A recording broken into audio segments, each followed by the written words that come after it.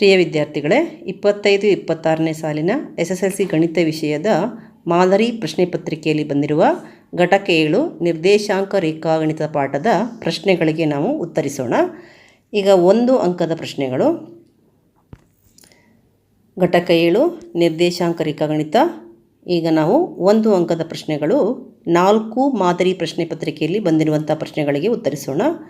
ಮೊದಲನೇ ಮಾದರಿ ಪ್ರಶ್ನೆ ಪತ್ರಿಕೆಯಲ್ಲಿ ಬಂದಿರೋ ಪ್ರಶ್ನೆ 1, ಹಾಗೆಯೇ ಎರಡನೇದು 2, ಮೂರನೇದು 3, ನಾಲ್ಕನೇದು 4 ಹೀಗೆ ಇತ್ಯಾದಿ. ಇಲ್ಲಿ ಮೊದಲನೇ ಪ್ರಶ್ನೆ, P of -4 -5 ಬಿಂದುವಿನಿಂದ ಎಳೆದ ಲಂಬವು X ಅಕ್ಷವನ್ನು Q ಬಿಂದುವಿನಲ್ಲಿ ಛೇದಿಸುತ್ತದೆ.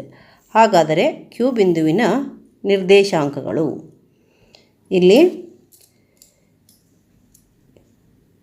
X ಅಕ್ಷಕ್ಕೆ, X ಅಕ್ಷ ಅಂತಂದರೆ ಇಲ್ಲಿದೆ -4 -5. ಇದು X ಅಕ್ಷವನ್ನು Q ಬಿಂದುವಿನಲ್ಲಿ ಛೇದಿಸುತ್ತೆ. ಹಾಗಾದರೆ Q ಬಿಂದುವಿನ ನಿರ್ದೇಶಾಂಕ. Q ಬಿಂದು X ಮೇಲೆ ಬಂದಿರೋದ್ರಿಂದ Xಗೆ ಬೆಲೆ ಇರುತ್ತೆ ಮತ್ತು ಇಲ್ಲಿ -4ಕ್ಕೆ ನೇರ ಇರುತ್ತೆ, -4 ಆಗುತ್ತೆ ಮತ್ತು Yನ ಬೆಲೆ 0 ಆಗಿರುತ್ತೆ. Yನ ಬೆಲೆ 0 ಆಗಿರುತ್ತೆ. -4 0 ಇದು Q ಬಿಂದುವಿನಲ್ಲಿ ಛೇದಿಸಿದಾಗ ಅದರ Q ಬಿಂದುವಿನ ನಿರ್ದೇಶಾಂಕ. Q ಬಿಂದುವಿನ ನಿರ್ದೇಶಾಂಕ ಏನಾಗುತ್ತೆ? Y 0 ಬರಬೇಕು, ಯಾಕಂತಂದರೆ X ಅಕ್ಷದ ಮೇಲೆ ಇದೆ ಮತ್ತು P ಬಿಂದುವಿನಿಂದ ಎಳೆದ ಲಂಬ ಆಗಿರೋದ್ರಿಂದ P ಬಿಂದುವಿನಲ್ಲಿ Xನ ಬೆಲೆನೇ Q ಬಿಂದುವಿನ Xನ ಬೆಲೆ ಆಗಿರುತ್ತೆ. -4 0. ನಾವು ಇದನ್ನು ನಕ್ಷೆಯಲ್ಲಿ ವೆರಿಫೈ ಮಾಡೋದಾದರೆ -4 -5 ಏನಿದೆ ಇದು 3ನೇ ಚತುರ್ಥಕದಲ್ಲಿ ಬರುತ್ತೆ. ಇಲ್ಲಿದೆ ಬಿಂದು ಅಂತ ಇಟ್ಕೊಂಡ್ರೆ ನಾವು ನೇರಕ್ಕೆ ಹೋಗ್ತೀವಿ. ಅಂದರೆ ಇದು X ನಿರ್ದೇಶಾಂಕ ಇಲ್ಲಿ -4ಕ್ಕೆ ಅದು ತಲುಪಿರುತ್ತೆ, -4ಕ್ಕೆ ತಲುಪಿರುತ್ತೆ. Yನ ಬೆಲೆ 0 ಆಗಿರುತ್ತೆ. ಈ Q ಬಿಂದು Xನ ಅಕ್ಷದ ಮೇಲೆ -4ಕ್ಕೆ ತಲುಪಿರುತ್ತೆ ಮತ್ತು Yನ ಬೆಲೆ 0 ಆಗಿರೋದ್ರಿಂದ ಇಲ್ಲಿ ಉತ್ತರ ಯಾವುದಾಗತ್ತೆ? -4 0. A x1 y1 B x2 y2 ಈ ಬಿಂದುಗಳನ್ನು ಸೇರಿಸುವ ರೇಖಾಖಂಡವನ್ನು ಆಂತರಿಕವಾಗಿ 1:1 ಅನುಪಾತದಲ್ಲಿ ವಿಭಾಗಿಸುವ P ಬಿಂದುವಿನ ನಿರ್ದೇಶಾಂಕವನ್ನು ಬರೆಯಿರಿ. ಇಲ್ಲಿ 1:1 ಅಂತಂದರೆ ಸಮವಾಗಿ 2 ಭಾಗ ಆಗಿದೆ. ನಾವು ಮಧ್ಯಬಿಂದು ಸೂತ್ರವನ್ನು ಬರಿಬೇಕಾಗತ್ತೆ. ಏನಾಗತ್ತೆ ಇದು? ಉತ್ತರ ಇಲ್ಲಿ 1:1. x1 + x2 2 y1 + y2 2 ಆಗುತ್ತೆ. ಯಾಕಂದರೆ 1:1 ಅಂದರೆ ಮಧ್ಯಬಿಂದು. 1:1 2:2 ಈ ಥರ ಬಂದಾಗ ಏನಾಗುತ್ತೆ? ಸಮವಾಗಿ 2 ಭಾಗ ಆಗಿದೆ ಅಂತ ಅರ್ಥ. ರೇಖಾಖಂಡವು ಸಮವಾಗಿ 2 ಭಾಗ ಆಗಿದೆ ಅಂತ ಅರ್ಥ. ಅದಕ್ಕೆ ಏನಾಗುತ್ತೆ? ನಾವು ಮಧ್ಯಬಿಂದು ಸೂತ್ರವನ್ನೇ ಬರಿಬೇಕಾಗತ್ತೆ. x1 y1 x2 y2 ಇರೋದ್ರಿಂದ x1 + x2 2 y1 + y2 2 ಆಗುತ್ತೆ. ಇದು ಬಿಟ್ಟು ಬೇರೆ ಯಾವುದೇ ಅನುಪಾತ ಬಂದರೆ ನಾವು ಭಾಗ ಪ್ರಮಾಣ ಸೂತ್ರವನ್ನು ಬರೆದು ಅದರಲ್ಲಿ ಬೆಲೆಯನ್ನು ಹಾಕಬೇಕಾಗತ್ತೆ. ಇಲ್ಲಿ ಎರಡೂ ಬೆಲೆ ಒಂದೇ ಇರೋದ್ರಿಂದ ನಾವು ನೇರವಾಗಿ ಏನು ಬರಿಬೋದು? x1 + x2 2 ವಿನ ನಿರ್ದೇಶಾಂಕ ಏನಾಗುತ್ತೆ? P of xy = x1 + x2 2 y1 + y2 2. ನಾವು ಇದನ್ನು ವೆರಿಫೈ ಬೇಕಾದ್ರೆ ಮಾಡ್ಬೋದು. ಇಲ್ಲಿ x1 y1 x2 y2 ಹಾಕ್ಕೊಂಡು ಅನುಪಾತವನ್ನು ಹಾಕ್ಕೊಂಡ್ರೆ 1:1 ಭಾಗ ಪ್ರಮಾಣ ಸೂತ್ರ ಪ್ರಕಾರ ಏನಾಗುತ್ತೆ? m1 x2 + m2 x1 ಒಂದನ್ನಷ್ಟೇ verify ಮಾಡೋಣ. m1 + m2 ಆಗುತ್ತೆ.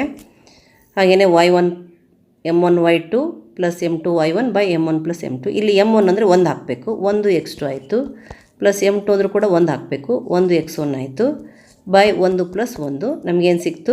x2 + x1 x2 + x1 2 ಸಿಗುತ್ತೆ. ಅಥವಾ x2 + x1 2 ಮತ್ತು x1 + x2 2 ಒಂದೇ. ಅದಕ್ಕೆ ಇಲ್ಲಿ 1:1 ಇರೋದ್ರಿಂದ m1 ಮತ್ತು m2ಗಳು ಸಮನಾಗಿರೋದ್ರಿಂದ ನಾವು ಮಧ್ಯಬಿಂದು ಸೂತ್ರವನ್ನೇ ಬರಿಬೇಕಾಗತ್ತೆ. x1 1:1 ಅನುಪಾತದಲ್ಲಿ ವಿಭಾಗಿಸುವ ಬಿಂದುವಿನ ನಿರ್ದೇಶಾಂಕದ ಸೂತ್ರ ಇದಾಗಿರುತ್ತೆ. x1 y1 ಇರೋದ್ರಿಂದ x1 + x2 2 y1 + y2 2 ಇದು ಮಧ್ಯಬಿಂದು ಸೂತ್ರ. ಮೂರನೇ ಪ್ರಶ್ನೆ, ಮೂಲ ಬಿಂದುವಿನಿಂದ ಪಿ ಆಫ್ ಎ ಬಿ ಬಿಂದುವಿಗೆ ಇರುವ ದೂರವನ್ನು ಕಂಡುಹಿಡಿಯಿರಿ. ಇಲ್ಲಿ ಮೂಲ ಬಿಂದುವಿನಿಂದ ಇರುವ ದೂರ ಎಕ್ಸ್ ವೈ ಕೊಟ್ಟರೆ root X square plus Y square ಆಗುತ್ತೆ. ಎ ಬಿ ಕೊಟ್ಟರೆ ಏನಾಗುತ್ತೆ, root A square B square ಆಗುತ್ತೆ. ಅದಕ್ಕೆ ಬರೀರಿ, ಮೂಲ ಬಿಂದುವಿನಿಂದ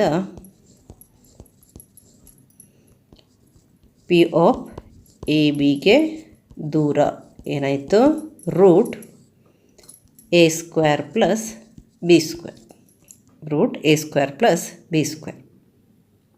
ಇಲ್ಲಿ ಎ ಮತ್ತು ಬಿ ಇರೋದ್ರಿಂದ root A square plus B square. ಮೂಲ ಬಿಂದುವಿನಿಂದ ಇರುವ ದೂರ root A square plus B square. ಅದೇ ಪಿ ಕ್ಯೂ ಬಂದರೆ root P square plus Q square.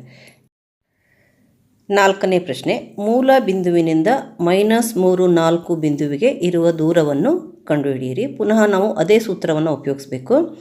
ಇಲ್ಲಿ -3, 4 ಕೊಟ್ಟಿದ್ದಾರೆ. ಇದನ್ನು ಎಕ್ಸ್ ವೈ ಅಂತ ತಗೊಂಡ್ರೆ ಮೂಲ ಬಿಂದುವಿನಿಂದ -3, 4 ಬಿಂದುವಿಗೆ ಇರುವ ದೂರ, ನಾವು ಇದನ್ನು ಪಿ ಅಂತ ತಗೊಂಡ್ರೆ ಮೂಲ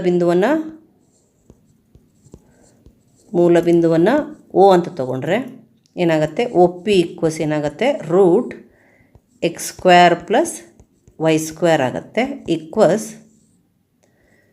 ಎಕ್ಸ್ ಪ್ಲೇಸಲ್ಲಿ ಏನಿದೆ, -3 ಇದೆ, -3 whole square plus 4 square, Y ಅಂತಂದರೆ 4 ಸ್ಕ್ವೇರ್ ಆಯಿತು. ಈಕ್ವಸ್ ಹೋಲ್ ರೂಟ್ -3 ಸ್ಕ್ವೇರ್ ಅಂತಂದರೆ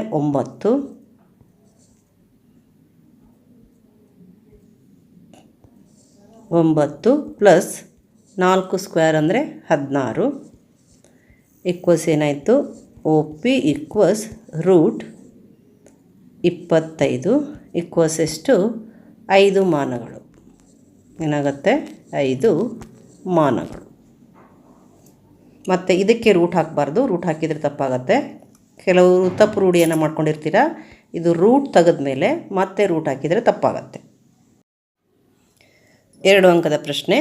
ಮೊದಲನೇ ಮಾದರಿ ಪ್ರಶ್ನೆ ಪತ್ರಿಕೆಯಿಂದ 1, 6 ಮತ್ತು 4, 3 ಬಿಂದುಗಳನ್ನು ಸೇರಿಸುವ ರೇಖಾಖಂಡವನ್ನು 1:2, 1:2, 1:2 ಅನುಪಾತದಲ್ಲಿ ಆಂತರಿಕವಾಗಿ ವಿಭಾಗಿಸುವ ಬಿಂದುವಿನ ನಿರ್ದೇಶಾಂಕಗಳನ್ನು ಕಂಡುಹಿಡಿಯಿರಿ. ಇಲ್ಲಿ ನಾವು ಭಾಗ ಪ್ರಮಾಣ ಸೂತ್ರವನ್ನು ಉಪಯೋಗಿಸಬೇಕಾಗತ್ತೆ.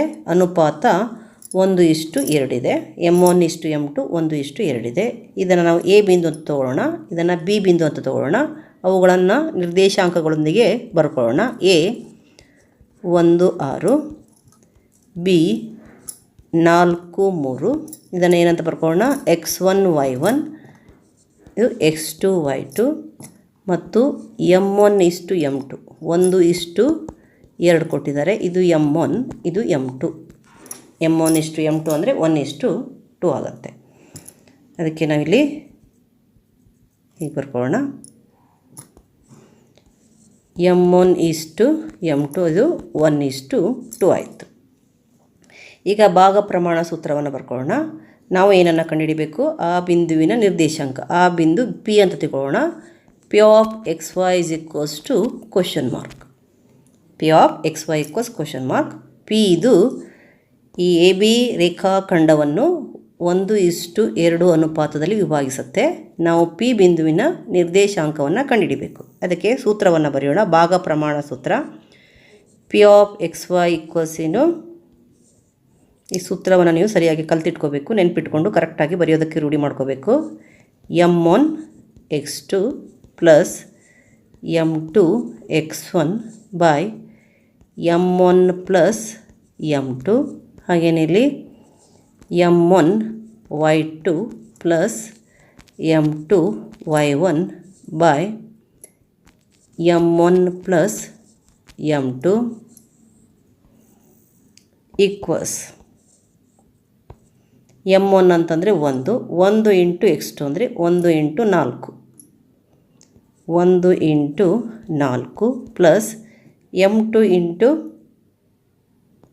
x1 ಅಂದರೆ 2 into 1, 2 into 1 by m1 plus m2 ಅಂತಂದರೆ 1 plus 2, 1 plus 2.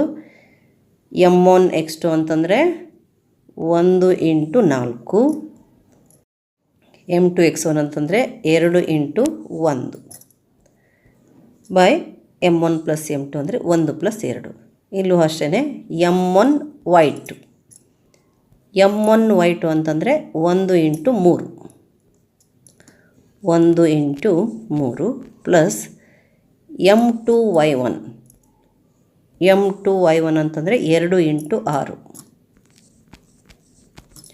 By m1 plus m2 ಅಂದರೆ 1 ಪ್ಲಸ್ 2 ಈಕ್ವಸ್ 1 ಇಂಟು 4 ಅಂದರೆ 4 ಪ್ಲಸ್ 2 ಇಂಟು 1 ಅಂದರೆ 2 ಬೈ 1 ಪ್ಲಸ್ 2 3 1 ಇಂಟು 3 ಅಂದರೆ 3 ಪ್ಲಸ್ 2 ಇಂಟು 6 ಅಂದರೆ 12 ಬೈ 1 ಪ್ಲಸ್ 2 ಅಂದರೆ 3 ಈಕ್ವಸ್ 4 ಪ್ಲಸ್ 2 ಅಂದರೆ 6 ಬೈ 3 ಆಯಿತು.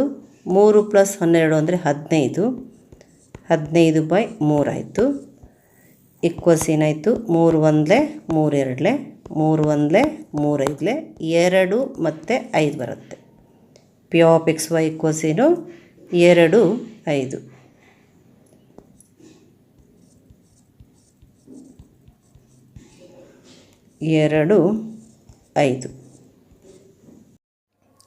ಎರಡನೇ ಪ್ರಶ್ನೆ, 1 6 ಮತ್ತು 4 3 ಬಿಂದುಗಳನ್ನು ಸೇರಿಸುವ ರೇಖಾಖಂಡವನ್ನು ಆಂತರಿಕವಾಗಿ 3:1 ಅನುಪಾತದಲ್ಲಿ ವಿಭಾಗಿಸುವ ಬಿಂದುವಿನ ನಿರ್ದೇಶಾಂಕಗಳನ್ನು ಕಂಡುಹಿಡಿಯಿರಿ.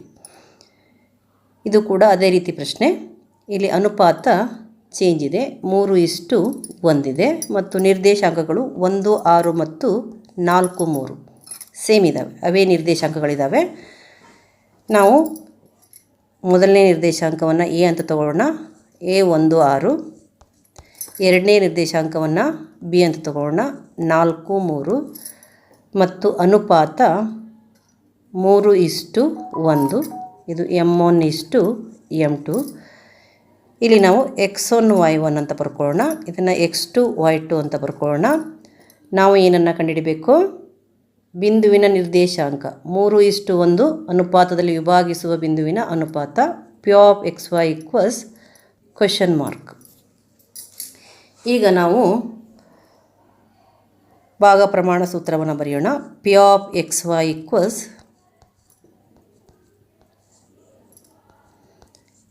m1 x2 plus m2 x1 by m1 plus m2.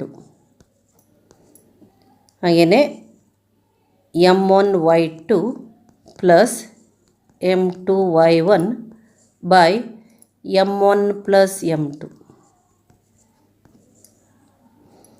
Equals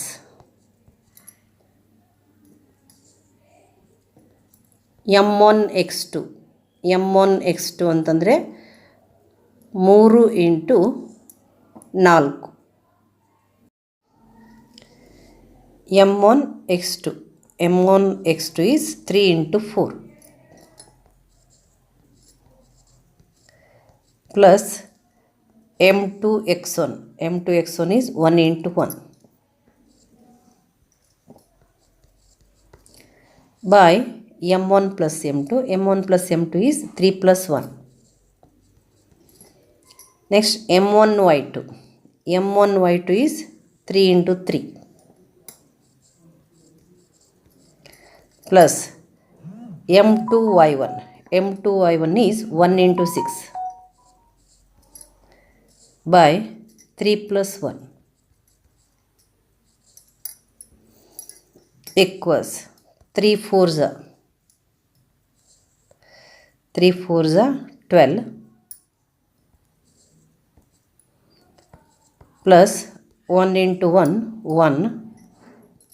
by 3 plus 1 4.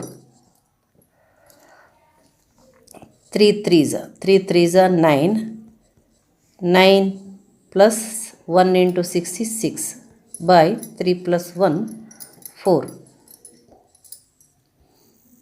equals 12 plus 1 13 by 4 and 9 plus 6 15 by 4.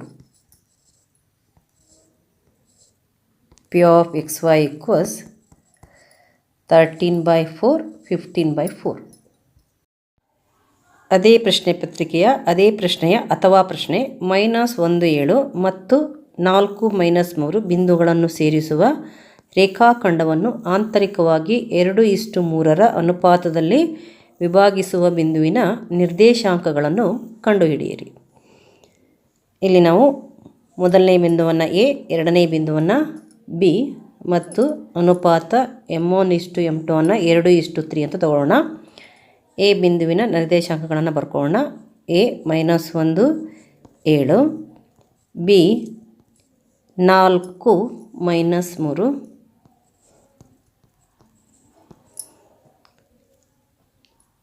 m1:m2 ಅಂದರೆ 2:3. ನಾವು ಏನನ್ನು ಕಂಡುಹಿಡಿಬೇಕು? ಎ ಬಿ ರೇಖಾಖಂಡವನ್ನು 2:3 ಅನುಪಾತದಲ್ಲಿ ವಿಭಾಗಿಸುವ ಬಿಂದು ಪಿನ ನಿರ್ದೇಶಾಂಕಗಳನ್ನು ಕಂಡುಹಿಡಿಬೇಕು. ಅದಕ್ಕೆ P of X Y equals (?). ಪುನಃ ಭಾಗ ಪ್ರಮಾಣ ಸೂತ್ರವನ್ನು ಬರೆಯೋಣ. ಸೆಕ್ಷನ್ ಫಾರ್ಮುಲಾ ಏನಾಗುತ್ತೆ? P of X Y equals m1x2 plus m2x1 by m1 plus m2 ಹಾಗೆ m1y2 plus m2y1 by m1 plus m2 equals m1x2. ಇಲ್ಲಿ ನಾವು x1 y1 x2 y2ಗಳನ್ನು ಬರ್ಕೊಳ್ಳೋಣ. m1x2 ಅಂದರೆ 2 × 4 2 × 4 ಪ್ಲಸ್ m2x1 m2x1 ಅಂತಂದರೆ 3 × -1 3 × -1 ಬೈ 2 + 3 m1 + m2 ಅಂತಂದರೆ 2 + 3 ಹಾಗೆ m1y2 ಅಂತಂದರೆ 2 × -3 2 × -3 plus m2y1 ಅಂತಂದರೆ 3 × 7 3 × 7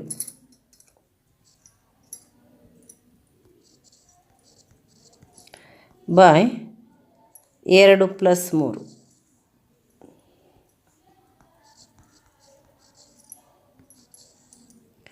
equals 2 × 4 2 4 8 3 × -1 ಅಂದರೆ -3 by 2 + 3 5 2 × -3 2 3 6 2 × -3 -6 plus 3 7 21 3 × 7 21 by 2 + 3 5 equals 8 - 3 5 5 by 5 21 -6 -6 plus 21 ಅಂತಂದರೆ 21 - 6 ಅಂದರೆ 15 ಬೈ 5 ಇಲ್ಲಿ 5 1 ಕ್ಯಾನ್ಸಲ್ ಆಗಿ 1 ಬರುತ್ತೆ. 5 1 5 3 ಏನು ಬಂತು? P of X Y equals 1 3 1 3. ನಾಲ್ಕನೇ ಪ್ರಶ್ನೆ, ನಾಲ್ಕನೆಯ ಮಾದರಿ ಪ್ರಶ್ನೆ ಪತ್ರಿಕೆಯ 2 ಅಂಕದ ಪ್ರಶ್ನೆ. A4 6 ಮತ್ತು BXY ಬಿಂದುಗಳನ್ನು ಸೇರಿಸುವ ರೇಖಾಖಂಡದ ಮಧ್ಯಬಿಂದುವಿನ ನಿರ್ದೇಶಾಂಕಗಳು 6 - 5 ಆದರೆ ಬಿ ಬಿಂದುವಿನ ನಿರ್ದೇಶಾಂಕಗಳನ್ನು ಕಂಡುಹಿಡಿಯಿರಿ. ಇಲ್ಲಿ ಏನನ್ನು ಕೊಟ್ಟಿದ್ದಾರೆ?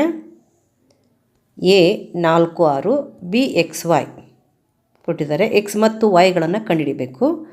ಆ 2 ಮಧ್ಯಬಿಂದುಗಳನ್ನು ಎ ಬಿ ರೇಖಾಖಂಡದ ಮಧ್ಯಬಿಂದುವಿನ ನಿರ್ದೇಶಾಂಕಗಳನ್ನು ಕೊಟ್ಟಿದ್ದಾರೆ. ನಾವು ಮೊದಲಿಗೆ ಬರ್ಕೊಳ್ಳೋಣ.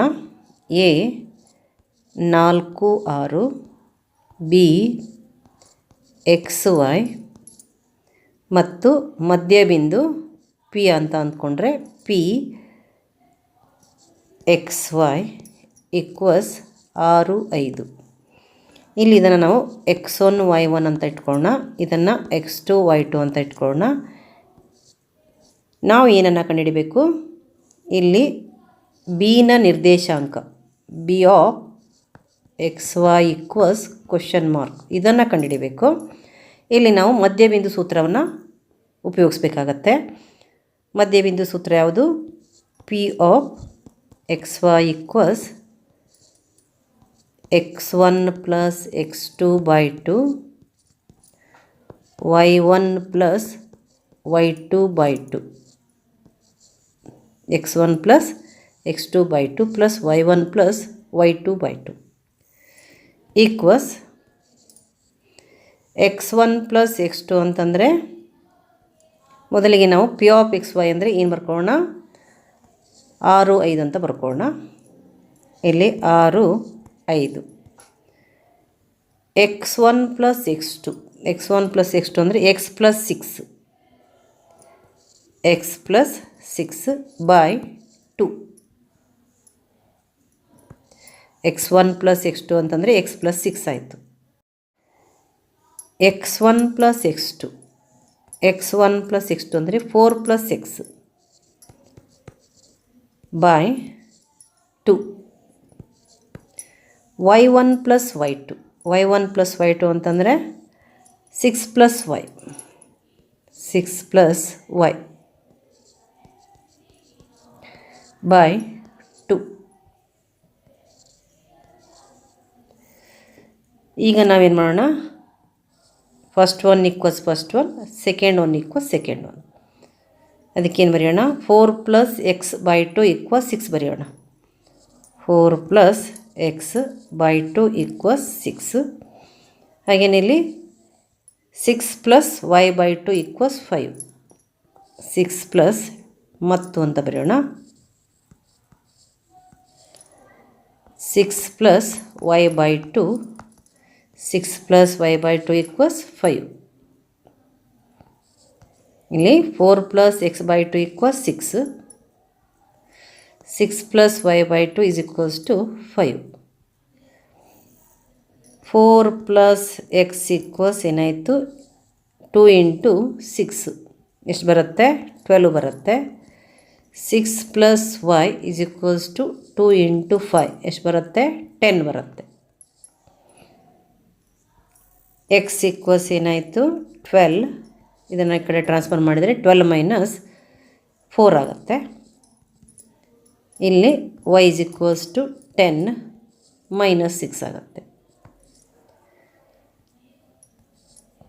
ಅಂದರೆ ಏನಾಯಿತು? x ಈಕ್ವಲ್ಸ್ 12 ಮೈನಸ್ 4 ಅಂದರೆ 8 ಬರುತ್ತೆ. y ಈಕ್ವಲ್ಸ್ 10 ಮೈನಸ್ 6 ಅಂದರೆ 4 ಬರುತ್ತೆ. ಅಂದರೆ ಬಿ ಆಫ್ ಎಕ್ಸ್ ವೈ ಅಂದರೆ ಏನಾಯಿತು? ಬಿ ಆಫ್ 8 4 ಆಗುತ್ತೆ. ಬಿ ಬಿಂದುವಿನ ನಿರ್ದೇಶಾಂಕ 8. ಈಗ 3 ಅಂಕದ ಪ್ರಶ್ನೆ. ಮೊದಲನೇ ಪ್ರಶ್ನೆ ಪತ್ರಿಕೆಯಿಂದ ತಗೊಳ್ಳೋಣ. ಮೊದಲನೇ ಪ್ರಶ್ನೆ, a minus 3 0, b 0 2, c 0 minus 3 ಬಿಂದುಗಳ ಮೂಲಕ ಹಾದು ಹೋಗುವ ವೃತ್ತದ ಕೇಂದ್ರ ಬಿಂದುವಿನ ನಿರ್ದೇಶಾಂಕಗಳನ್ನು ಕಂಡುಹಿಡಿಯಿರಿ. ಒಂದು ರಫ್ ಸ್ಕೆಚ್ಚನ್ನು ಹಾಕೋಣ. ವೃತ್ತ ಕೇಂದ್ರ ಇದು O, ಎ ಬಿ ಮತ್ತು ಸಿ 3 ಬಿಂದುಗಳನ್ನು ತಗೊಳ್ಳೋಣ. ಎ ಬಿಂದುವಿನ ನಿರ್ದೇಶಾಂಕ ಏನಿದೆ? -3 0 ಇದೆ. ಎ ಬಿಂದುವಿನ ನಿರ್ದೇಶಾಂಕ -3 0. ಬಿ ಬಿಂದುವಿನ ನಿರ್ದೇಶಾಂಕ 0 2. ಸಿ ಬಿಂದುವಿನ ನಿರ್ದೇಶಾಂಕ 0 3 0 -3.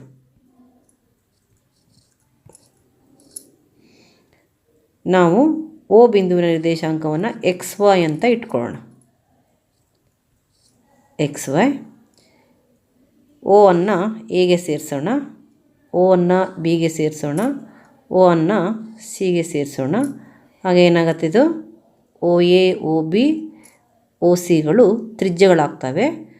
ಒಂದೇ ವೃತ್ತದ ತ್ರಿಜ್ಯಗಳು ಸಮ ಇರೋದರಿಂದ ನಾವು ಈ ಒಂದು ಕಾನ್ಸೆಪ್ಟ್ನ ಆಧಾರದ ಮೇಲೆ ಓ ಬಿಂದುವಿನ ನಿರ್ದೇಶಾಂಕ ಅಂದರೆ XY ಬೆಲೆಯನ್ನು ಕಂಡುಹಿಡ್ಕೋಬೋದು. ಇಲ್ಲಿ ಬರ್ಕೊಳ್ಳೋಣ. ಓ ವೃತ್ತ ಕೇಂದ್ರ,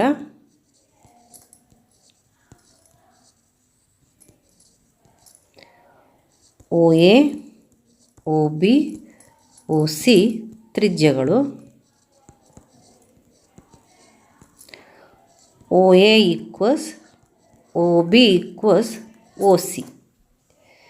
ಈಗ ನಾವು ಮೊದಲಿಗೆ ಒ ಎ ಕಂಡುಹಿಡಬೇಕಂದ್ರೆ ಓನ ನಿರ್ದೇಶಾಂಕ XY ಮತ್ತು ಎನ ನಿರ್ದೇಶಾಂಕ -3 ಬರ್ಕೊಳ್ಳೋಣ. -3 ದೂರ ಸೂತ್ರವನ್ನು ಬರೆಯೋಣ.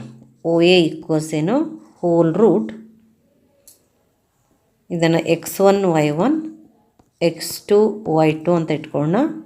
ಸೂತ್ರ ಏನಾಗುತ್ತೆ, x2 - x1 whole square plus y2 - y1 whole square equals x2 - x1 ಅಂದರೆ ಇಲ್ಲಿ whole root -3 - x whole square plus y2 - y1 ಅಂದರೆ 0 - y ಹೋಲ್ ಸ್ಕ್ವೇರ್ ಆಗುತ್ತೆ. ಇಲ್ಲಿ -3 - x ಇರೋದ್ರಿಂದ ನೀವು ಮೈನಸನ್ನು ಕಾಮನ್ ತೆಗೆದ್ರೆ -3 + x ಆಗುತ್ತೆ. ಇದಕ್ಕೆ square plus -y hole square ಆಗುತ್ತೆ. ನೆಕ್ಸ್ಟ್ ಸ್ಟೆಪ್ನಲ್ಲಿ ಏನು ಮಾಡೋಣ, ಇಲ್ಲಿ ಮೈನಸ್ ಹೋಗಿಬಿಡತ್ತೆ, ಮೈನಸ್ಗೆ ಹೋಲ್ ಸ್ಕ್ವೇರ್ ಬಂದಿರೋದ್ರಿಂದ ಇದೇನಾಯಿತು 3 + x ಹೋಲ್ ಸ್ಕ್ವೇರ್ ಆಯಿತು. ಇಲ್ಲೂ ಕೂಡ ಅಷ್ಟೇ ಮೈನಸನ್ನು ಬಿಡ್ಬೋದು ಸ್ಕ್ವೇರ್ ಇರೋದ್ರಿಂದ. -y × -y ಅಂದರೆ y ಸ್ಕ್ವೇರ್ ಆಗುತ್ತೆ.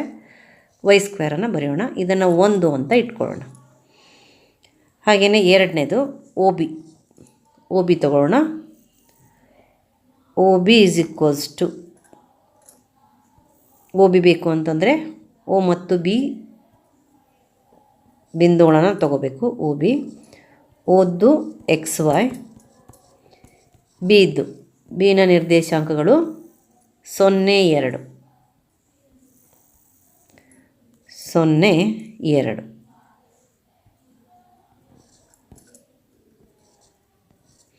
ಏನಾಯಿತು, x1 y1 x2 y2 ಆಯಿತು. O B is equals to, ದೂರ ಸೂತ್ರವನ್ನು ಬರೆಯೋಣ. O B equals whole root x2 - x1 whole square plus y2 - y1 whole square equals ಏನಾಗುತ್ತೆ, x2 - x1 ಅಂದರೆ 0 - x whole square plus y2 - y1 ಅಂತಂದರೆ 2 - y hole square ಆಯಿತು. ಇಲ್ಲಿ ಇದು 0 - x ಅಂದರೆ -x ಹೋಲ್ ಸ್ಕ್ವೇರ್ ಬರುತ್ತೆ, x ಸ್ಕ್ವೇರ್ ಆಗುತ್ತೆ. Plus ಇದನ್ನು ಹಾಗೆ ಬರೆಯೋಣ, 2 - y ಹೋಲ್ ಸ್ಕ್ವೇರ್. ಇದನ್ನು 2 ಅಂತ ಇಟ್ಕೊಳ್ಳೋಣ. ನಂತರ ಒ ಸಿಗೆ ಓನ ನಿರ್ದೇಶಾಂಕ XY, ಸಿನ ನಿರ್ದೇಶಾಂಕ 0 - 3 0 - 3. ಇದನ್ನು x1 y1 ಇದನ್ನು x2 y2 ಅಂತ ಬರ್ಕೊಳ್ಳೋಣ. O C equals whole root ಏನಾಗುತ್ತೆ, x2 - x1 whole square plus y2 - y1 whole square equals ಏನಾಗುತ್ತೆ, x2 - x1 ಅಂದರೆ 0 - x whole square plus y2 - y1 ಅಂದರೆ -3 - y hole square equals 0 - x whole square ಅಂದರೆ -x whole square. ಇದು X square ಆಗುತ್ತೆ. Plus ಇಲ್ಲಿ ಮೈನಸನ್ನು ಹೊರಗಡೆ ತೆಗೆದ್ರೆ 3 + y ಇದಕ್ಕೆ ಸ್ಕ್ವೇರ್ ಈಕ್ವಲ್ಸ್ ಏನಾಯಿತು -x² ಅಂದರೆ ಎಕ್ಸ್ ಸ್ಕ್ವೇರ್ ಆಗುತ್ತೆ. ಎಕ್ಸ್ ಸ್ಕ್ವೇರ್ ಪ್ಲಸ್ ಇಲ್ಲಿ ಮೈನಸ್ ಬಂದು ಇಲ್ಲಿ ಸ್ಕ್ವೇರ್ ಬಂದಿರೋದ್ರಿಂದ ಅದು ಪಾಸಿಟಿವ್ ಆಗೋದ್ರಿಂದ ನಾವೇನು ಬರೆಯೋಣ +3 + y² ಆಗುತ್ತೆ. ಇದು ಥರ್ಡ್ ಒನ್.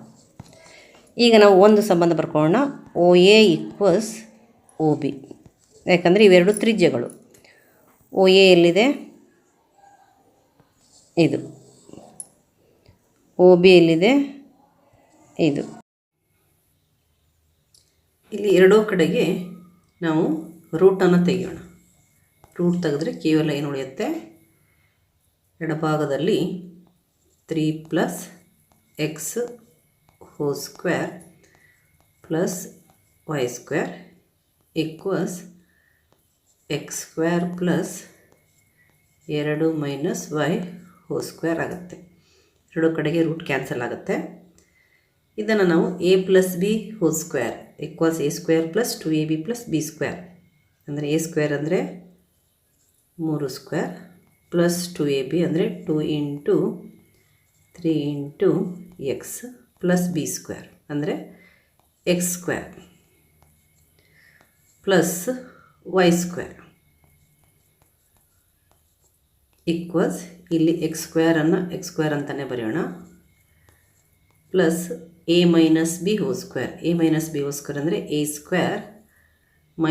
2ab a² ಅಂದರೆ 2² -2ab ಅಂದರೆ 2 × 2 × y. a ಅಂದರೆ 2 b ಅಂದರೆ y ಆಗುತ್ತೆ ಪ್ಲಸ್ b² ಅಂದರೆ y² ಆಯಿತು. ಇಲ್ಲಿ x² ಇದೆ, ಇಲ್ಲಿ x² ಇದೆ, ಕ್ಯಾನ್ಸಲ್ ಮಾಡ್ಬೋದು. y² ಇದೆ, y² ಇದೆ, ಕ್ಯಾನ್ಸಲ್ ಮಾಡ್ಬೋದು. ಎಡಭಾಗದಲ್ಲಿರೋ x² y² x² + y² ಮತ್ತು ಬಲಭಾಗದಲ್ಲಿರೋ x² + y² ಕ್ಯಾನ್ಸಲ್ ಆಗುತ್ತೆ. 3² + 2 × 3 × x ಉಳ್ಕೊಳ್ಳುತ್ತೆ. ಇಲ್ಲಿ 3² ಅಂದರೆ 9. 3² ಅಂದರೆ ಎಷ್ಟು, 9. 2 × 3 × x ಅಂದರೆ 6x. 9 + 6x ಈಕ್ವಲ್ಸ್ ಇಲ್ಲಿ 2² ಅಂದರೆ 4 ಮೈನಸ್ 2 × 2 × y ಅಂತಂದರೆ 4y ಆಗುತ್ತೆ. ಈಗ ಏನು ಮಾಡೋಣ, 9ಅನ್ನು ಈ ಕಡೆ ಕಳಿಸೋಣ, 4ಅನ್ನು ಈ ಕಡೆ ಕಳಿಸೋಣ.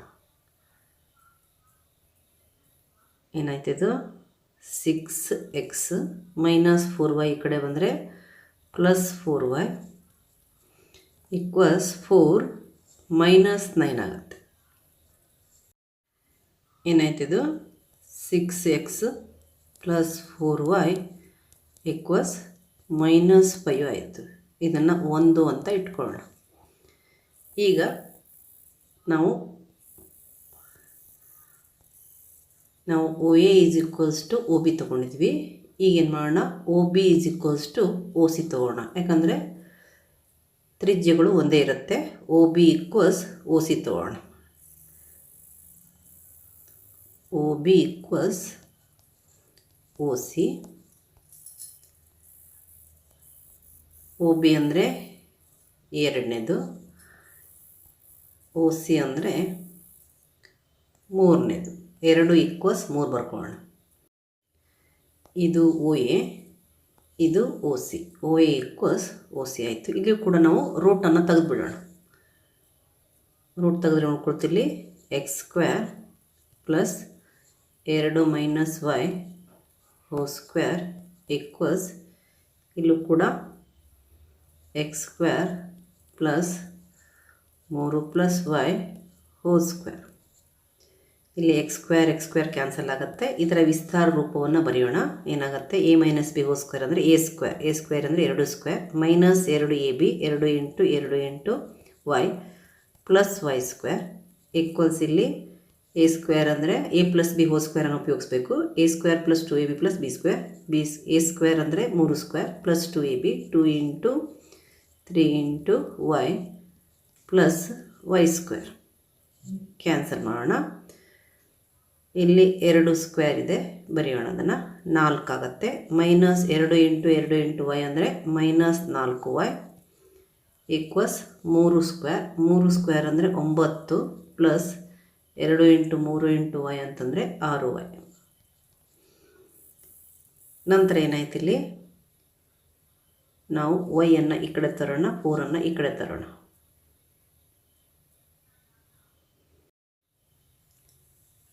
ಸಿಕ್ಸ್ ವೈಯನ್ನು ಈ ಕಡೆ ಟ್ರಾನ್ಸ್ಫರ್ ಮಾಡೋಣ, 4 ಈ ಕಡೆ ತರೋಣ.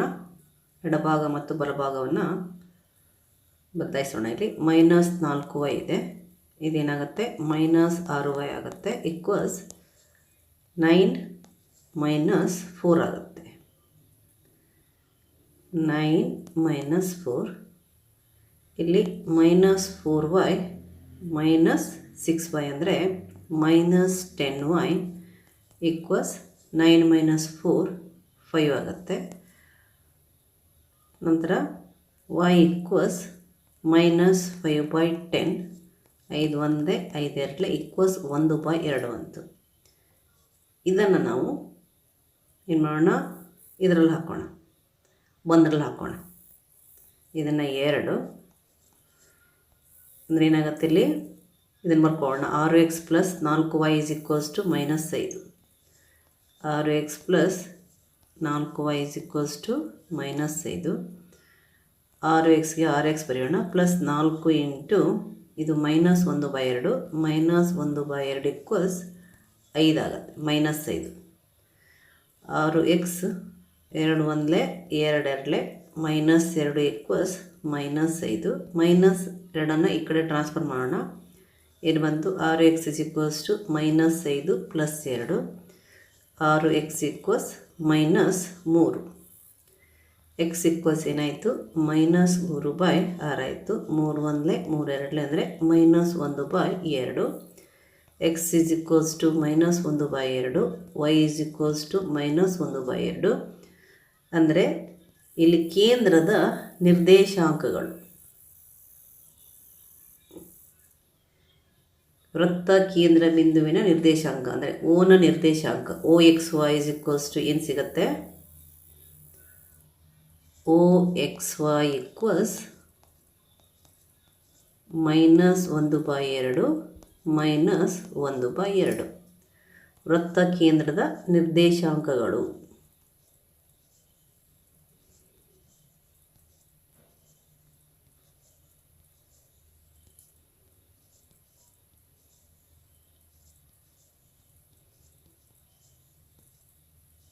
-1/2, -1/2.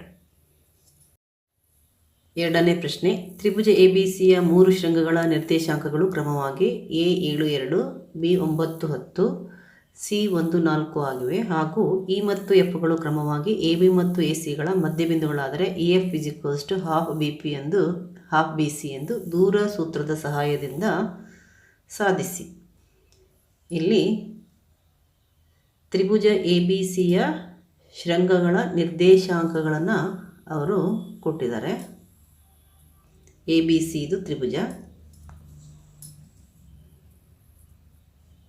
ಇದು A B C. ಎನ ಶೃಂಗ 7 2, ಬಿನ ಶೃಂಗ 9 10, 9 10, ಸಿನ ಶೃಂಗ 1 4 1 4. ಈಗ ನಾವು E ಮತ್ತು Fಗಳನ್ನು ಹಾಕೋಣ, ಮಧ್ಯಬಿಂದುಗಳು. EF ಏನಿದೆ, A ಇದು ABಯ ಮಧ್ಯಬಿಂದು ಮತ್ತು F ಇದು ACಯ ಮಧ್ಯಬಿಂದು. ಈ ಎರಡು ರೇಖೆಗಳನ್ನು ಸೇರಿಸೋಣ. ನಾವು ಏನನ್ನು ಸಾಧಿಸಬೇಕು, EF = ಅರ್ಧ BC ಅಂತ ಸಾಧಿಸಬೇಕು.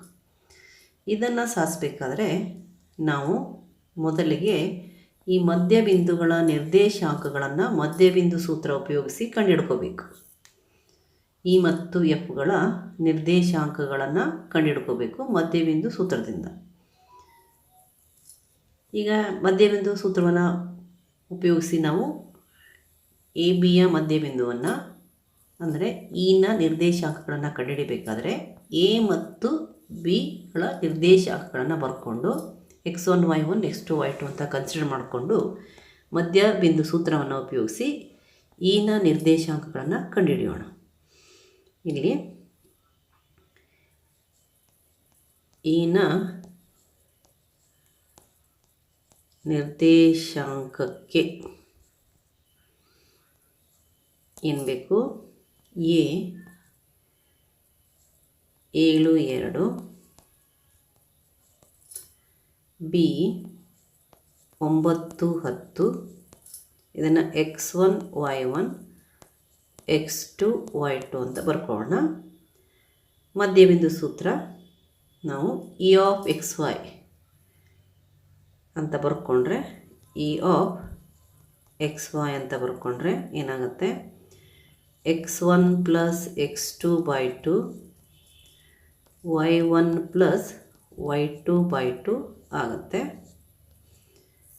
ಈಕ್ವಲ್ಸ್ ಏನಾಯಿತು? x1 ಪ್ಲಸ್ x2 ಅಂತಂದರೆ 7 ಪ್ಲಸ್ 9, 7 ಪ್ಲಸ್ 9 ಬೈ 2.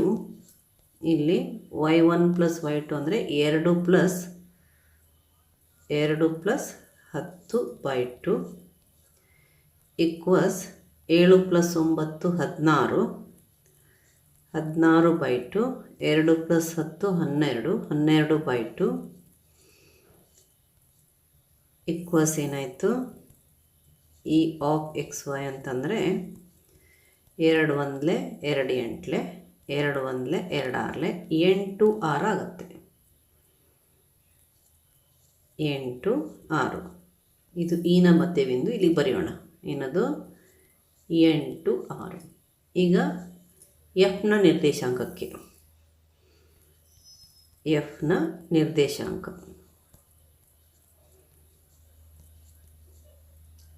ಯಾವುದನ್ನು ತಗೋಬೇಕು? ಎ ಬಿಂದು ಮತ್ತು ಸಿ ಬಿಂದುವನ್ನು ತಗೋಬೇಕು. 7 2 1 4, ಎ 7 2, ಎ 7 2, ಸಿ 1 4. ಪುನಃ ಬರೆಯೋಣ. F of X Y equals f of X Y equals x1 plus x2 by 2 y1 plus y2 by 2. ಇದು x1 y1 x2 y2 equals x1 plus x2 ಅಂತಂದರೆ 7 plus 1, 7 plus 1 by 2. y1 plus y2 ಅಂತಂದರೆ 2 plus 4 by 2. F of X y ಅಂದರೆ ಏನಾಯಿತು? 7 plus 1 8, 8 by 2, 2 plus 4 6, 6 by 2 equals ಏನಾಯಿತು? F of X y 2 1 2 4, 2 1 2 3 ಏನು ಬಂತು? 4 3. ಇಲ್ಲೇನಾಯಿತು? ಇದು 4 3 ಆಯಿತು. ಈಗ ನಾವೇನು ಸಾಧಿಸಬೇಕು? E F is equals to ಅರ್ಧ ಬಿ ಸಿ. ಇದಕ್ಕೆ ನಾವು ದೂರ ಸೂತ್ರವನ್ನು ಉಪಯೋಗಿಸ್ಕೊಂಡು ಇ ಎಫ್ ಕಂಡುಹಿಡಿಯೋಣ. ಹಾಗೆ ದೂರ ಸೂತ್ರವನ್ನು ಉಪಯೋಗಿಸ್ಕೊಂಡು ಬಿ ಸಿ ಕಂಡುಹಿಡಿಯೋಣ. ಈಗ ಮೊದಲಿಗೆ ಇ ಎಫ್ ಕಂಡುಹಿಡಿಯೋಣ. ಇ ಎಫ್ ಅಂತಂದರೆ 8 6 ಮತ್ತು 4 3 ತಗೋಬೇಕು. 8 6 4 3. E 8 6 F 4 3. ನಾವು ಏನನ್ನು ಕಂಡುಹಿಡಬೇಕು? E F. ಇದನ್ನು x1 y1 x2 y2 ಅಂತ ಬರೆಯೋಣ. ದೂರ ಸೂತ್ರವನ್ನು ಬರೆಯೋಣ. x2 minus x1 whole square plus y2 minus y1 whole square equals whole root. x2 minus x1 ಅಂದರೆ 4 minus 8, 4 minus 8 whole square plus y2 minus y1 ಅಂದರೆ 3 minus 6 whole square. ಇಲ್ಲಿ 4 minus 8 ಅಂದರೆ 8ರಲ್ಲಿ 4 ಕಳೆದ್ರೆ 4 ಬರುತ್ತೆ, -4 ಸ್ಕ್ವೇರ್ ಆಯಿತು.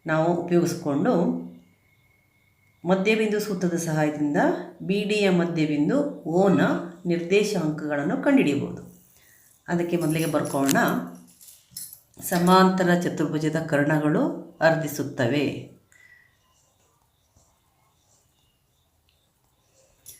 ಸಮಾಂತರ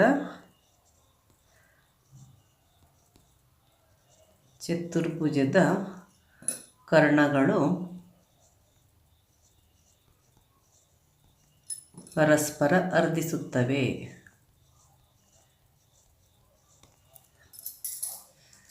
ಪರಸ್ಪರ ಅರ್ಧಿಸುತ್ತವೆ.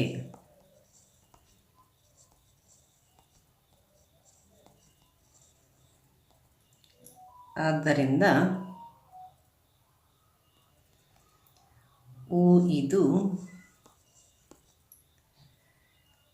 ಬಿ ಡಿ ಮತ್ತು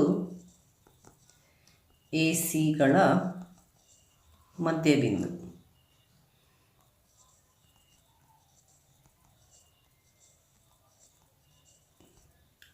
ಈಗ ನಾವು ಬಿ ಮತ್ತು ಡಿಗಳ ನಿರ್ದೇಶಾಂಕಗಳನ್ನು ಬರ್ಕೊಂಡು ಮಧ್ಯಬಿಂದು ಓನ ನಿರ್ದೇಶಾಂಕಗಳನ್ನು ಕಂಡುಹಿಡಿಯೋಣ. ಬಿನ ನಿರ್ದೇಶಾಂಕ ಯಾವುದು? 4, 3. ಡಿನ ನಿರ್ದೇಶಾಂಕ 3, 5. 3, 5. ಓನ ನಿರ್ದೇಶಾಂಕ XY = ಕ್ವೆಶ್ಚನ್ ಮಾರ್ಕ್. ಈಗ ಮಧ್ಯಬಿಂದು ಸೂತ್ರವನ್ನು ಬರೆಯೋಣ. ಓ XY = ಏನಾಗುತ್ತೆ? x1 + x2/2 y1 + y2/2. ಇಲ್ಲಿ ಇದನ್ನು x1 y1 ಅಂತ ಬರ್ಕೊಳ್ಳೋಣ. ಇದನ್ನು x2 y2 ಅಂತ ಬರ್ಕೊಳ್ಳೋಣ. x1 + x2 ಅಂದರೆ 4 + 3 ಈಕ್ವಲ್ಸ್ ಏನಾಗುತ್ತೆ? 4 + 3/2. y1 + y2 ಅಂತಂದರೆ 3 + 5/2 ಈಕ್ವಲ್ಸ್ ಏನಾಯಿತು? 4 + 3 ಅಂತಂದರೆ 7/2. 3 + 5 ಅಂತಂದರೆ 8/2. ನಮಗೆ OXYನ ಮಧ್ಯಬಿಂದುವಿನ ನಿರ್ದೇಶಾಂಕಗಳು ದೊರೆತಿದ್ದಾವೆ. ಈಗ ಆ ನಿರ್ದೇಶಾಂಕವನ್ನು ಉಪಯೋಗಿಸ್ಕೊಂಡು ನಾವು x ಮತ್ತು yಗಳ ಬೆಲೆಯನ್ನು ಕಂಡುಹಿಡಿಬೋದು. ಈಗ ಬರ್ಕೊಳ್ಳೋಣ. ಎನ ನಿರ್ದೇಶಾಂಕ 1y ಇದೆ. ಎನ ನಿರ್ದೇಶಾಂಕ 1y ಮತ್ತು ಸಿನ ನಿರ್ದೇಶಾಂಕ ಇನ್ನೊಂದು ಕರ್ಣದು AC ಅದು. ಸಿನ ನಿರ್ದೇಶಾಂಕ ಏನಿದೆ? x6 ಇದೆ. x6 ಮತ್ತು ಓನ ನಿರ್ದೇಶಾಂಕ OXY = ಏನಿದೆ? 7/2 ಮತ್ತು 8/2 ಇದೆ. ಈಗ ನಾವು ಮಧ್ಯಬಿಂದು ಸೂತ್ರವನ್ನು ಬರೆಯೋಣ. OXY = ಏನಾಗುತ್ತೆ? x1 + x2/2 y1 + y2/2. ಇಲ್ಲಿ OXY ನಮಗೆ ಗೊತ್ತಿದೆ. ಏನದು? 7/2 8/2 7/2 8/2. ಇಲ್ಲಿ ನಾವು ಇದನ್ನು x1 y1 x2 y2 ಅಂತ ಬರ್ಕೊಂಡ್ರೆ x1 + x2 ಅಂತಂದರೆ 1 + x/2 ಆಗುತ್ತೆ. ಇಲ್ಲಿ y1 + y2 ಅಂತಂದರೆ y + 6/2 ಆಗುತ್ತೆ. ಈಗ ಏನು ಮಾಡೋಣ ಅಂದರೆ ಮೊದಲನೇದಕ್ಕೆ ಈಕ್ವಲ್ ಮಾಡೋಣ ಮತ್ತು ಎರಡನೇದಕ್ಕೆ ಈಕ್ವಲ್ ಮಾಡೋಣ. ಏನಾಯಿತು? ಇದು ಈಕ್ವಲ್ಸ್ ಇದಾಗತ್ತೆ. 1 + x/2 ಈಕ್ವಲ್ಸ್ ಏನು? 7/2. ಇಲ್ಲಿ y + 6/2 ಈಕ್ವಲ್ಸ್ 8/2 ಆಗುತ್ತೆ. ಎರಡನ್ನು ಕ್ಯಾನ್ಸಲ್ ಮಾಡಿದ್ರೆ 1 + x = 7. ಎಕ್ಸ್ ಈಕ್ವಲ್ಸ್ ಏನಾಯಿತು 7. ಈ ಮೈನಸನ್ನು ಟ್ರಾನ್ಸ್ಫರ್ ಮಾಡಿದರೆ -1 ಈಕ್ವಲ್ಸ್ ಎಷ್ಟು 6. ಇಲ್ಲಿಯೂ ಕೂಡ ಏನಾಗುತ್ತೆ y 2 ಕ್ಯಾನ್ಸಲ್ ಆಗುತ್ತೆ. y + 6 = 8 ಬರುತ್ತೆ. y + 6 = 8. y ಈಕ್ವಲ್ಸ್ ಏನಾಗುತ್ತೆ 8. 6 ಟ್ರಾನ್ಸ್ಫರ್ ಮಾಡಿದ್ರೆ -6 ಈಕ್ವಲ್ಸ್ 2 ಬರುತ್ತೆ. ಅಂದರೆ ಎಕ್ಸ್ನ ಬೆಲೆ 6, ವೈನ ಬೆಲೆ 2. 4ನೇ ಪ್ರಶ್ನೆ, 2 - 2 ಮತ್ತು -7 4 ಬಿಂದುಗಳನ್ನು ಸೇರಿಸುವ ರೇಖಾಖಂಡದ ತ್ರೈಭಾಜಕ ಬಿಂದುಗಳ ನಿರ್ದೇಶಾಂಕಗಳನ್ನು ಕಂಡುಹಿಡಿಯಿರಿ. ಇದು LBAಯ 49ನೇ ಪ್ರಶ್ನೆ. ಇದನ್ನು ನಾವಲ್ಲಿ ಬಿಡಿಸಿ ತೋರಿಸಿದ್ದೀವಿ. ಪುನಃ ಬೇಕಾದರೆ ಅದನ್ನೇ ಹಾಕ್ತೀನಿ ನಾನು. ನಂತರ ಅಥವಾ ಪ್ರಶ್ನೆ, 2 - 2 ಮತ್ತು -7 4 ಬಿಂದುಗಳನ್ನು ಸೇರಿಸುವ ರೇಖಾಖಂಡದ ತ್ರೈಭಾಜಕ ಬಿಂದುಗಳ ನಿರ್ದೇಶಾಂಕಗಳನ್ನು ಕಂಡುಹಿಡಿಯಿರಿ. ಇದು ಕೂಡ 48ನೇ ಪ್ರಶ್ನೆ ಥರನೇ ಇದೆ. ವ್ಯಾಲ್ಯೂಗಳು ಮಾತ್ರ ಇಲ್ಲಿ ಬದಲಾವಣೆ ಆಗಿದ್ದಾವೆ. ಇಲ್ಲಿ ತ್ರೈಭಾಜಕ ಬಿಂದುಗಳ ನಿರ್ದೇಶಾಂಕಗಳನ್ನು ನಾವು ಕಂಡುಹಿಡಿಬೇಕು. ಅವರು ಯಾವ ಬಿಂದುಗಳನ್ನು ಸೇರಿಸುವ ರೇಖಾಖಂಡವಾಗಿದೆಯೋ ಆ 2 ಬಿಂದುಗಳ ನಿರ್ದೇಶಾಂಕಗಳನ್ನು ನೀಡಿರ್ತಾರೆ. ಇಲ್ಲಿ ನಾವು 2 ಬಿಂದುಗಳನ್ನು ತಗೊಳ್ಳೋಣ. ಇದು A ಬಿಂದು, ಇದು B ಬಿಂದು.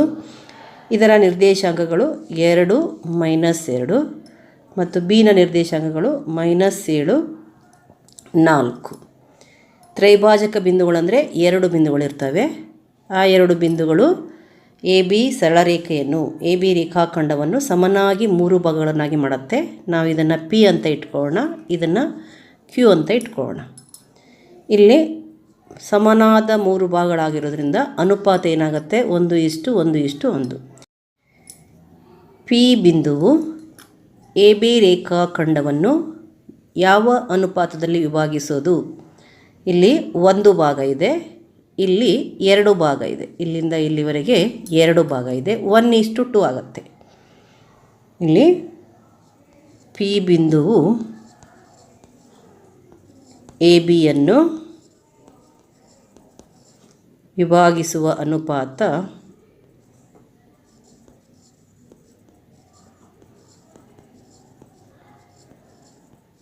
ಯಾವುದು?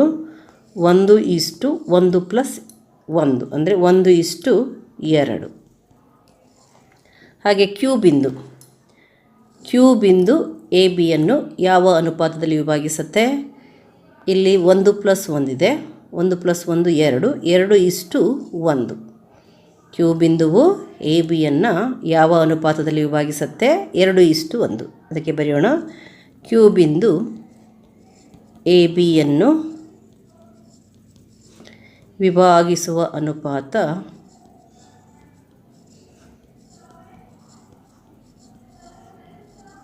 2:1. ಈಗ ನಾವು P ಬಿಂದುವನ್ನು ತಗೊಂಡು ಅದರ ನಿರ್ದೇಶಾಂಕವನ್ನು ಕಂಡುಹಿಡಿಯೋಣ. ಇಲ್ಲಿ A ಮತ್ತು B ಬಿಂದುಗಳನ್ನು ತಗೊಳ್ಳೋಣ ಮತ್ತು P ಬಿಂದುವಿನಿಂದ ವಿಭಾಗಿಸುವ ಅನುಪಾತವನ್ನು ತಗೊಳ್ಳೋಣ ಮತ್ತು P ಬಿಂದುವಿನ ನಿರ್ದೇಶಾಂಕಗಳನ್ನು ಭಾಗ ಪ್ರಮಾಣ ಸೂತ್ರದಿಂದ ಕಂಡುಹಿಡಿಯೋಣ. ಮೊದಲಿಗೆ ಬರ್ಕೊಳ್ಳೋಣ. A ನಿರ್ದೇಶಾಂಕ ಯಾವುದು? 2 - 2. B ಬಿಂದುವಿನ ನಿರ್ದೇಶಾಂಕ -7 4. ಹಾಗೆ ಅನುಪಾತ m1:m2. P ಬಿಂದುವು ABಯನ್ನು ವಿಭಾಗಿಸುವ ಅನುಪಾತ ಯಾವುದು? 1:2. 1:2. ನಾವು ಏನನ್ನು ಕಂಡುಹಿಡಿಬೇಕು? P(xy). P ಬಿಂದುವಿನ ನಿರ್ದೇಶಾಂಕಗಳನ್ನು ಕಂಡುಹಿಡಿಬೇಕು. ಈಗ P(xy) ಭಾಗ ಪ್ರಮಾಣ ಸೂತ್ರವನ್ನು ಬರೆಯೋಣ. P(xy) ಏನು? m1x2 + m2x1 / m1 + m2 ಹಾಗೆ m1y2 + m2y1 / m1 + m2. ಇಲ್ಲಿ x1 y1 x2 y2ಗಳನ್ನು ನಾವು ಮಾರ್ಕ್ ಮಾಡ್ಕೊಳ್ಳೋಣ. x1 y1 ಎನ ನಿರ್ದೇಶಾಂಕಗಳು x1 y1, ಬಿನ ನಿರ್ದೇಶಾಂಕಗಳು x2 y2. ಇದು x1 y1 x2 y2. ಈಗ ನಾವು ಆಯಾ ಜಾಗದಲ್ಲಿ ಆಯಾ ಬೆಲೆಗಳನ್ನು ಹಾಕೋಣ. m1 ಅಂದರೆ 1 ಇಂಟು x2 ಅಂದರೆ -7, 1 ಇಂಟು -7 ಆಯಿತು. m1 ಇಂಟು x2 ಅಂದರೆ 1 ಇಂಟು -7. ಈ ಪ್ಲಸ್ಸನ್ನು ಬರೆಯೋಣ. ಪ್ಲಸ್ m2 ಅಂದರೆ 2 ಇಂಟು x1, 2 ಇಂಟು 2 ಆಗುತ್ತೆ. m2 x1 ಅಂದರೆ 2 ಇಂಟು 2 ಬಾಯ್ ಅನುಪಾತ m1 ಪ್ಲಸ್ m2 ಅಂತಂದರೆ 1 ಪ್ಲಸ್ 2 ಆಯಿತು. ಹಾಗೆ ಇಲ್ಲಿಯೂ ಕೂಡ ನಾವು ಬೆಲೆಗಳನ್ನು ಹಾಕೋಣ. m1 ಅಂದರೆ 1, y2 ಅಂತಂದರೆ 4. m1 y2 ಅಂದರೆ 1 ಇಂಟು 4. m1 y2 ಅಂದರೆ 1 ಇಂಟು 4. ಈ ಪ್ಲಸ್ಸನ್ನು ಬರೆಯೋಣ. m2 y1 ಅಂದರೆ 2 ಇಂಟು -2, 2 ಇಂಟು -2. m2 2 y1 -2 ಆಯಿತು. ಹಾಕಿಬಿಟ್ಟು ಮತ್ತು m1 ಪ್ಲಸ್ m2 ಅಂದರೆ 1 ಪ್ಲಸ್ 2 ಇದನ್ನು ಬರೆಯೋಣ. ಈಕ್ವಲ್ಸ್ ಇವೆರಡನ್ನು ಗುಣಿಸಿ ಬರೆಯೋಣ. 1 ಇಂಟು -7 ಅಂದರೆ -7 ಪ್ಲಸ್ 2 ಇಂಟು 2 4 ಆಗುತ್ತೆ. ಬಾಯ್ 1 ಪ್ಲಸ್ 2 ಅಂದರೆ 3. ಹಾಗೆ ಇಲ್ಲಿ 1 ಇಂಟು 4 ಅಂದರೆ 4, 2 ಇಂಟು -2 ಅಂದರೆ -4 ಬಾಯ್ 1 ಪ್ಲಸ್ 2 ಅಂತಂದರೆ 3. ಈಕ್ವಲ್ಸ್ ಏನಾಯಿತು?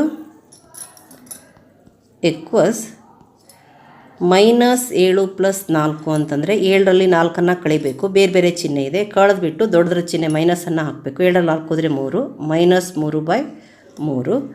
ಇಲ್ಲಿ 4 -4 0 ಬೈ 3 ಆಗುತ್ತೆ. ಈಕ್ವಲ್ಸ್ ಏನಾಯಿತು? -3/3 ಅಂತಂದರೆ 3 1 3 -1 ಇಲ್ಲಿ 3 1 3 0 ಅಂದರೆ 0ನೇ ಬರುತ್ತೆ. 0/3 ಅಂದರೆ 0, 1 ಮತ್ತು 0 ಆಯಿತು.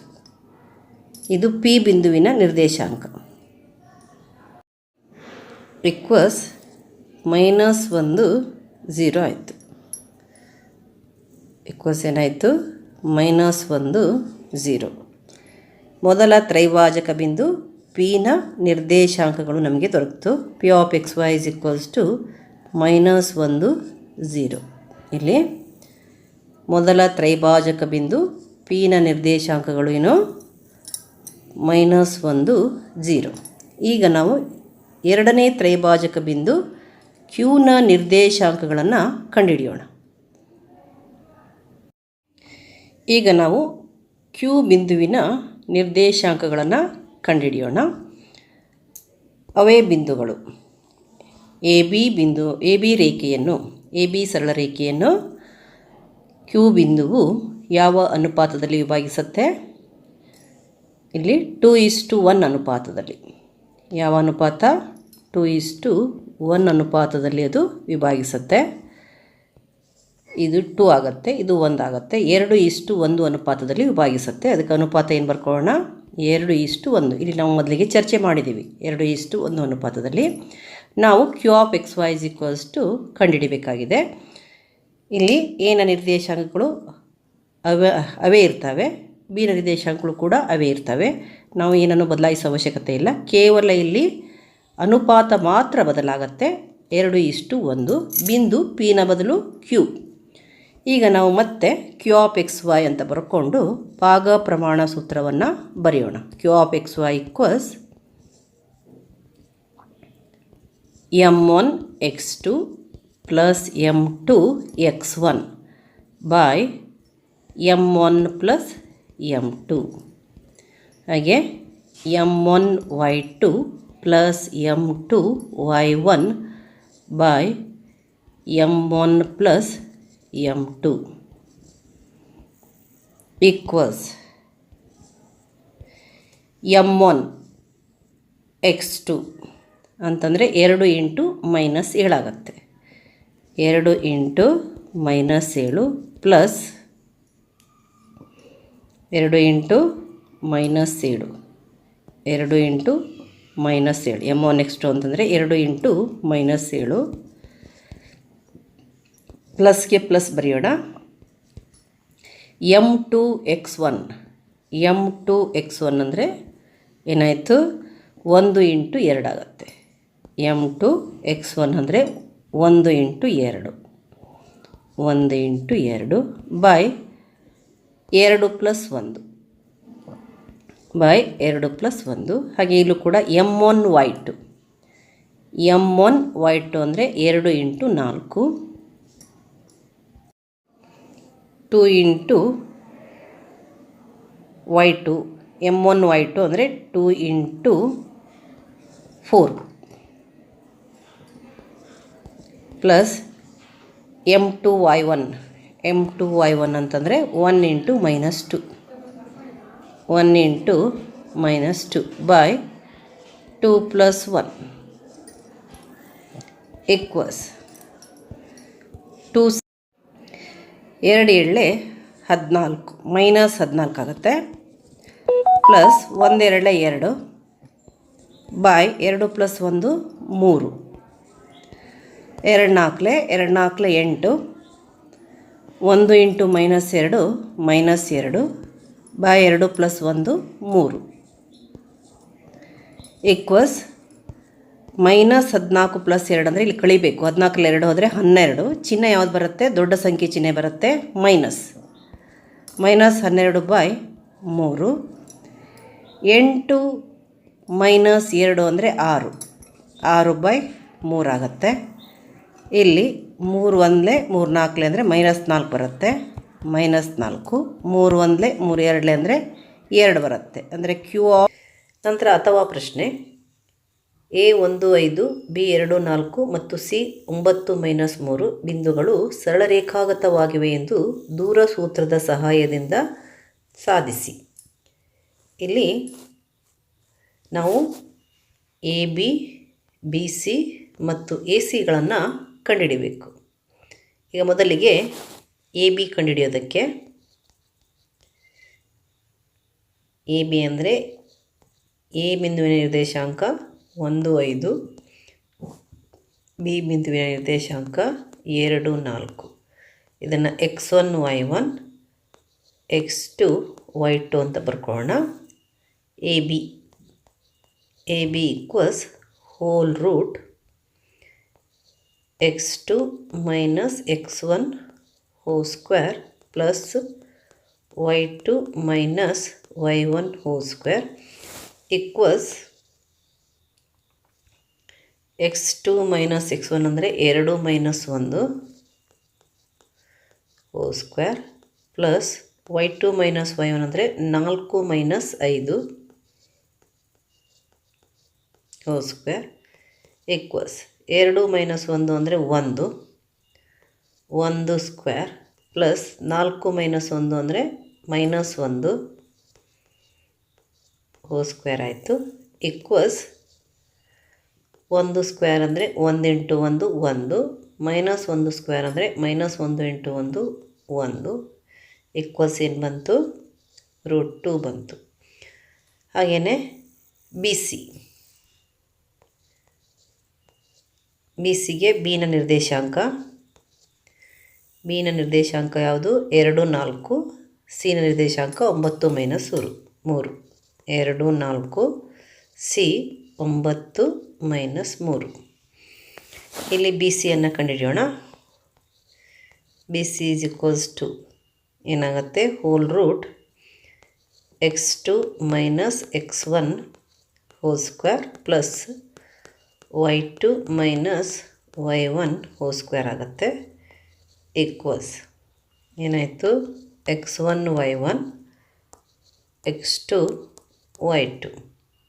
x2 ಮೈನಸ್ x1 ಅಂದರೆ 9 minus 2 9 minus 2 hole square. y2 minus y1 ಅಂದರೆ -4 -3 -4 ಹೋಲ್ ಸ್ಕ್ವೇರ್ ಈಕ್ವಲ್ಸ್ 9 ಮೈನಸ್ 2 ಅಂದರೆ 7 ಸ್ಕ್ವೇರ್ ಪ್ಲಸ್ 3 ಮೈನಸ್ 4 ಅಂದರೂ ಕೂಡ -7 ಹೋಲ್ ಸ್ಕ್ವೇರ್. ಎಷ್ಟು ಬರುತ್ತೆ? 49. ಇದು ಕೂಡ 49. 7 ಸ್ಕ್ವೇರ್ ಅಂದರೆ 7 × 7 49, -7 ಸ್ಕ್ವೇರ್ ಅಂದರೆ -7 × 7 49. ಏನು ಬಂತು ಈಗ? 98 ಬಂತು. 49 ಪ್ಲಸ್ 49 ಅಂದರೆ 98 ಆಗುತ್ತೆ. ಈಕ್ವಲ್ಸ್ ಇದನ್ನು ವರ್ಗ ಸಂಖ್ಯೆ 49 × 2 ಮಾಡಿದರೆ ಬಿ ಸಿ ಈಕ್ವಲ್ಸ್ ಏನಾಯಿತು? 49ರ ವರ್ಗಮೂಲ 7 ಬರುತ್ತೆ. ನಂತರ ಈಗ ನಾವು ಸಿ ಎಯನ್ನು ಕಂಡುಹಿಡಿಯೋಣ. ಸಿ ಎಗೆ ಸಿನ ನಿರ್ದೇಶಾಂಕ 9 ಮೈನಸ್ 3, ಎನ ನಿರ್ದೇಶಾಂಕ 1 5,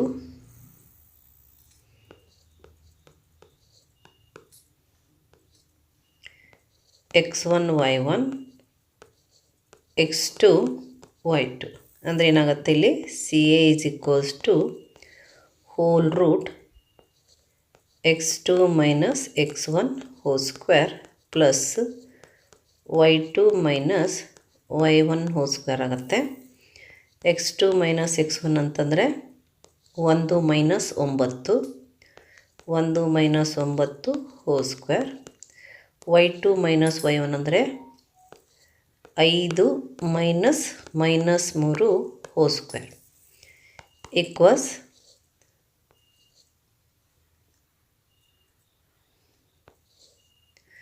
1 ಮೈನಸ್ 9 ಅಂತಂದರೆ -8 ಹೋಲ್ ಸ್ಕ್ವೇರ್ ಪ್ಲಸ್ 5 ಮೈನಸ್ -3 ಅಂದರೆ 5 ಪ್ಲಸ್ 3 ಆಗುತ್ತೆ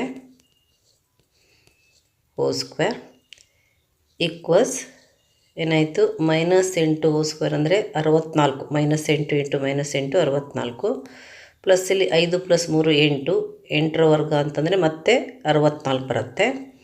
ಅಂದರೆ ಸಿ ಎ ಈಕ್ವಲ್ಸ್ ಏನಾಯಿತು? 64 × 64 128 ಈಕ್ವಲ್ಸ್ ಏನಾಯಿತು? 64 × 2 ಆಗುತ್ತೆ. 128ನ್ನು ಸ್ಕ್ವೇರ್ ನಂಬರ್ ಮತ್ತು ಇನ್ನೊಂದು ಸಂಖ್ಯೆಯಿಂದ ಹಾಕಿದರೆ 64 × 2 ಬರುತ್ತೆ. ಈಕ್ವಲ್ಸ್ ಏನಾಯಿತು? 8√2. ಇಲ್ಲಿ 8√2 ಇದನ್ನು 3ನೇದು, ಇದು 2ನೇದು, ಇದು 1ನೇದು. √2 ಪ್ಲಸ್ 7√2 ಈಕ್ವಲ್ಸ್ ಏನಾಗುತ್ತೆ? 8√2 ಆಗುತ್ತೆ. √2 ಪ್ಲಸ್ 7√2 ಈಕ್ವಲ್ಸ್ 8√2 ಆಗುತ್ತೆ. √2 ಅಂದರೆ ಎ ಬಿ, 7√2 ಅಂದರೆ ಬಿ ಸಿ, 8√2 ಅಂತಂದರೆ ಎ ಸಿ ಆಯಿತು. ಎ ಸಿ ಅಥವಾ ಸಿ ಆಯಿತು. ಆದ್ದರಿಂದ ಏನು? ಎ ಬಿ ಸಿಗಳು ಸರಳ ರೇಖಾಗತವಾಗಿವೆ. ಅಂದರೆ ಇಲ್ಲಿ A B plus B C plus C A ಇರೋದರಿಂದ ಸರಳ ರೇಖಾಗತ. ಹೀಗೆ ಇಲ್ಲಿ 3 ಬಿಂದುಗಳು ಬಂದಾಗ ಎ ಸಿ ಇದ್ದಾಗ ಇಲ್ಲಿ A B plus B C is equals to ಏನು ಬಂದಂಗಾಯಿತು? ಎ ಬಿ ಸಿ ಬಂದಂಗಾಯಿತು, ಅಂದರೆ ಎ ಸಿ ಬಂದಂಗಾಯಿತು. ಆದ್ದರಿಂದ ಈ 3 ಬಿಂದುಗಳು ಸರಳ ರೇಖಾಗತವಾಗಿವೆ.